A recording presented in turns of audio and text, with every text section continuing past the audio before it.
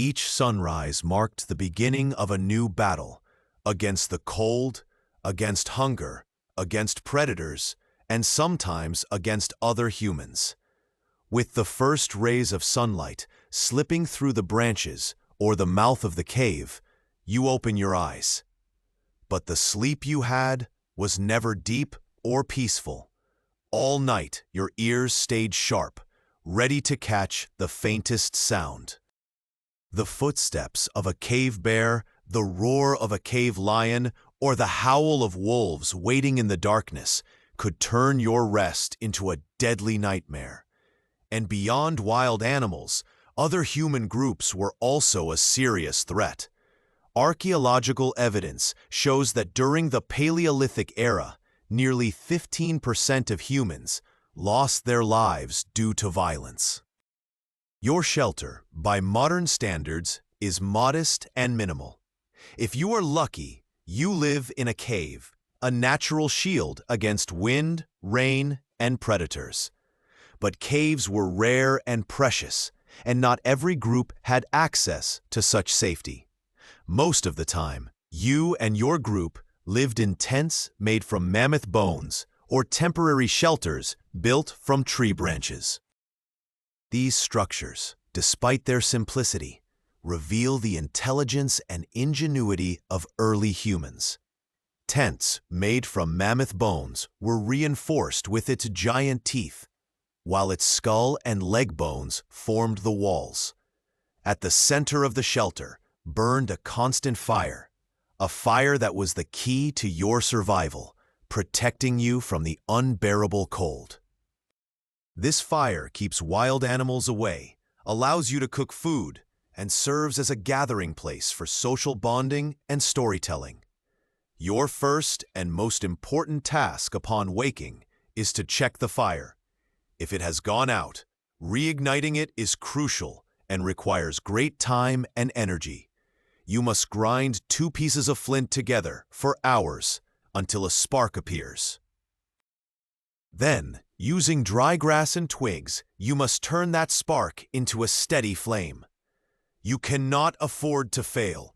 A dead fire means danger for you and your entire group. The group you live with is small but close-knit, usually between 15 and 40 people, most of whom are related by blood and work together to survive. There is no chief or commander here. Equality is a core principle. Still, those who are older or more experienced, especially veteran hunters and elders, hold special respect, and their words carry weight in decisions. Men and women work together in daily life, and contrary to popular belief, hunting was not exclusively done by men. If needed, women also carried spears and hunted alongside everyone else. And similarly, men helped gather fruits, plant roots, and even search for honey. There was division of labor, but it was flexible and never rigid. Anyone stepped in wherever needed, because survival depended on cooperation, and no one could afford to stand alone. Once you are sure the fire is still burning, it's time to plan the new day. You decide together whether to hunt, gather food, or perhaps migrate to another area. The season, the weather, and the amount of food remaining all influence the decision. One wrong move could leave you hungry or put you in grave danger the next day. If you are a man, you are likely to join the hunting group. Hunting parties usually consist of 3 to 8 people, large enough to be safe, but small enough to remain manageable. The target depends on the season and the region. Sometimes the goal is a mammoth, a true giant, but hunting is always dangerous, energy-draining, and extremely risky. The weapons available were primitive, a spear with a sharp stone tip or a hand axe.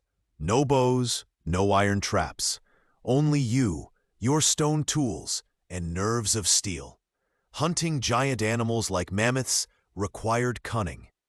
A common method was digging large pits and covering them with branches and leaves so the unsuspecting prey would fall in. Sometimes these ambushes lasted days or even weeks, and often all efforts were in vain, forcing a return empty-handed. Hunting in this era was an unequal battle, a duel between human intellect and the overwhelming might of the animals. If successful, the group's food supply could last days or weeks. Fires stayed alive, stomachs were full, and a real celebration ensued. If you're a woman, you likely joined the gathering group that day. It may seem easier and less dangerous than hunting, but its importance is equal.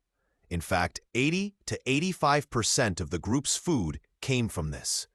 Together with others, you venture into forests, gathering wild fruits, nuts, edible roots, mushrooms, seeds, and even some insects. But gathering wasn't just picking items. You had to know exactly what was useful and what was deadly. A small mistake, confusing a poisonous root for an edible plant, could cost your life. Therefore, botanical knowledge was crucial and passed down from generation to generation, often through elder women, forming a living asset essential for the survival of the entire community. Children also joined work from a young age, around 5 or 6 years old. Not heavy labor, but helping, collecting insects, gathering firewood, or making simple tools. Their games were full of education, from throwing stones and imitating hunting to tracking footprints. In fact, children learned survival skills through play, practicing essential abilities in a safe, playful context. Afternoons were spent constructing and repairing tools. It was not easy and required precision. Flint had to be carefully shaped with calculated strikes to produce knives, spearheads, or axes.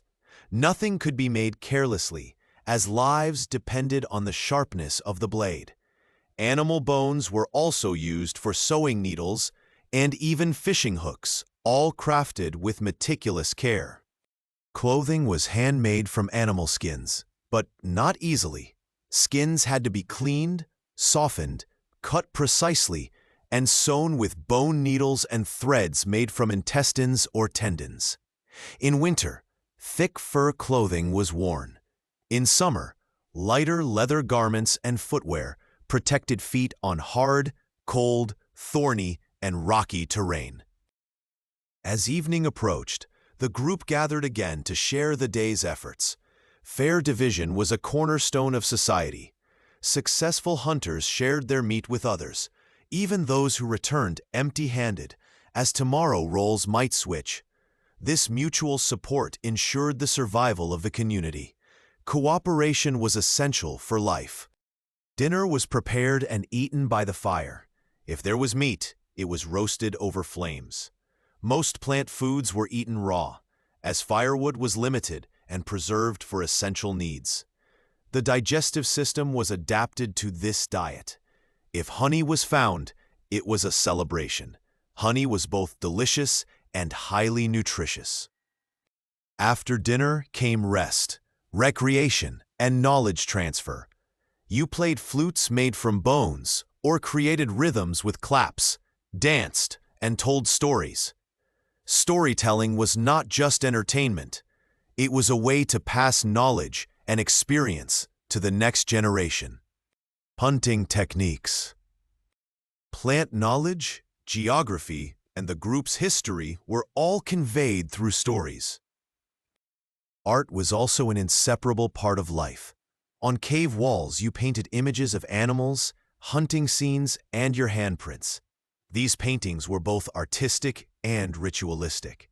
It was believed that depicting an animal on the wall would aid in successful hunting. This art served both spiritual and educational purposes for the community. In addition to paintings, small figurines were made from stone, bone, or ivory, often shaped as humans or animals. A famous example is the Venus figurines, symbols of fertility and life. These sculptures were used in rituals and to educate future generations, reflecting the deep cultural and spiritual beliefs of Paleolithic society. Religious and spiritual beliefs played a crucial role in life. Shamanism was one of the most common forms. People believed in life after death and buried the deceased with respect. Often, the body was covered with red ochre, and personal belongings and tools were placed beside them, reflecting the belief that these items would be needed in the afterlife. During illness, medicinal plants were used for treatment. There was extensive practical knowledge about the healing properties of plants and which to use for specific ailments. Wounds were cleaned, and simple surgeries like setting broken bones were performed. Archaeological evidence shows that fractures were successfully treated in the Paleolithic era. Nonetheless, life was short and perilous. Infectious diseases, hunting injuries, violence, and childbirth complications were the main causes of death. Infant and child mortality was high, making reaching 40 a significant achievement. Elderly individuals, however, were highly respected for their valuable experience and knowledge. Winter was the toughest season. Food shortages, severe cold, and reduced hunting opportunities posed serious challenges.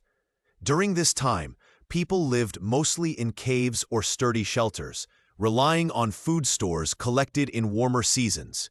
Hunger and malnutrition were common. Life in the Paleolithic era was an unending struggle for survival.